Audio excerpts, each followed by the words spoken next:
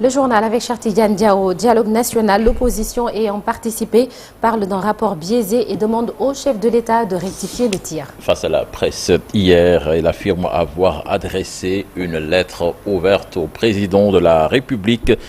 Le chef de l'État, ses membres dénoncent un manque de considération pour leurs propositions et un traitement bâclé du rapport final. Serine Beikam, que je vous propose d'écouter. Comment peut-on aller devant le président de la République et lui soumettre si peu de consensus trouvé sur des questions qui affectent le plus la vie et le progrès démocratique de la nation? Les auteurs d'une telle démarche ont brûlé l'étape de concertation complémentaire visant à renforcer les consensus pour les habiller d'une certaine respectabilité. Outre les 26% entre guillemets de consensus,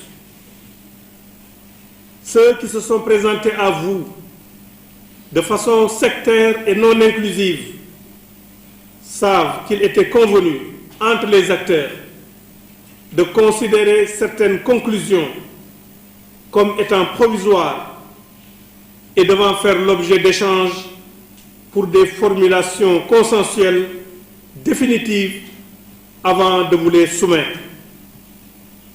En procédant comme ils l'ont fait, ils contraignent toute l'opposition et beaucoup d'organisations de la société civile, les organisations de femmes en particulier, à rejeter catégoriquement ce rapport, ne pouvant les engager.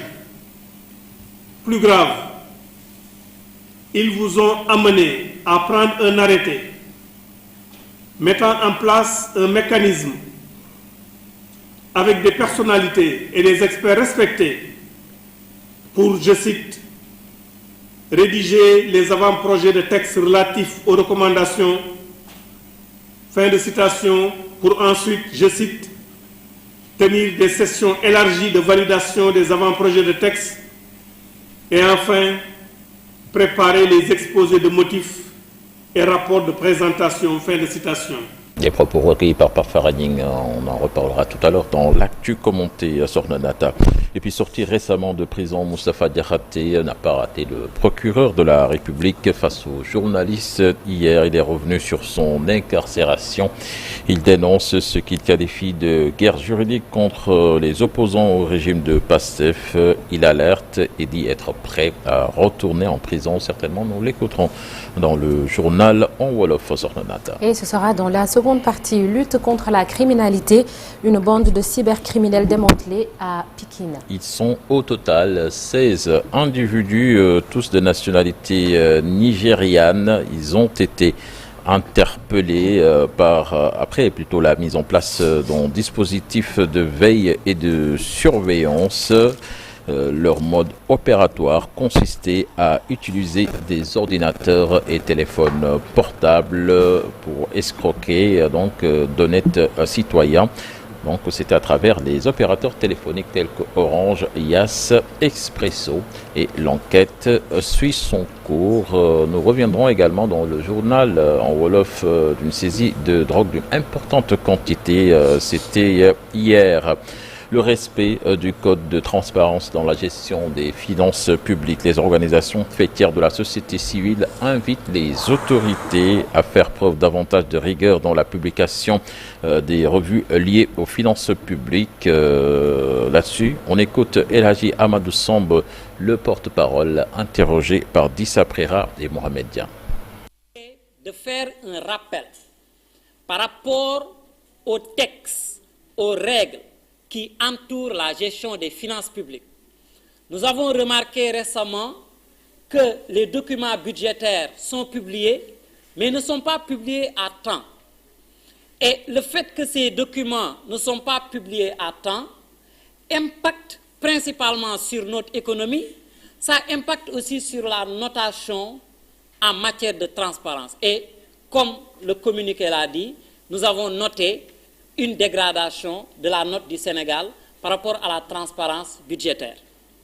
L'autre élément, c'est que aussi nous voudrions magnifier un peu certaines actions que le gouvernement est en train de faire, notamment dans les finances publiques, à travers l'intégration des organisations de la société civile dans les initiatives clés telles que le DPBEP, mais aussi la société civile constate et observe les projets de loi qui ont été validés récemment. Et puis retenez que le bureau de l'Assemblée nationale est convoqué ce mercredi. Les députés concernés vont travailler sur la réforme de l'OFNAC annoncée la semaine dernière. C'était en Conseil des ministres. Et puis Ousmane Sonko quitte Dakar ce mercredi pour une visite officielle en Turquie. Le Premier ministre du Sénégal va séjourner à Istanbul du 6 au 10 août prochain sur Nanata.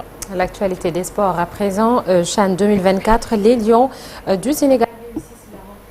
Et il y a le Sénégal qui démarre par une victoire devant le Nigeria sur le score d'un but à 0. Les Lions du Sénégal, plein de maîtrise durant pratiquement toute la rencontre, ont inscrit l'unique but par Christian Gomis qui conclut une belle contre-attaque à la 74e minute. Dans l'autre rencontre de la poule du Sénégal, le Congo et le Soudan se sont neutralisés sur le score d'un but partout, ce qui place d'emblée le Sénégal en tête du groupe D. Merci beaucoup, cher Tidiane. À tout à l'heure pour le journal en Wolof et ce sera sous forme de brève. Ce matin, nous parlons de l'un des députés sénégalais à l'Assemblée nationale française du temps de la colonisation. Galandou Diouf est décédé le 6 août 1941. Il a été représentant de la colonie de juillet 1934 à sa mort. À suivre les détails dans Un jour au Sénégal, Un jour dans le monde. Et nous vous proposons un reportage ce matin sur l'enfer des enfants ferrailleurs ici à Dakar. Âgés de moins de 10 ans pour la plupart, ils risquent leur vie tous les jours en fouillant dans les ordures à main nue. Leur calvaire dans une indifférence totale dans le pays. À suivre avec Abdoulaye Diop pour le reportage. La revue de presse est également dans la première partie et la météo du jour également. Tout de suite, l'actualité hors du Sénégal.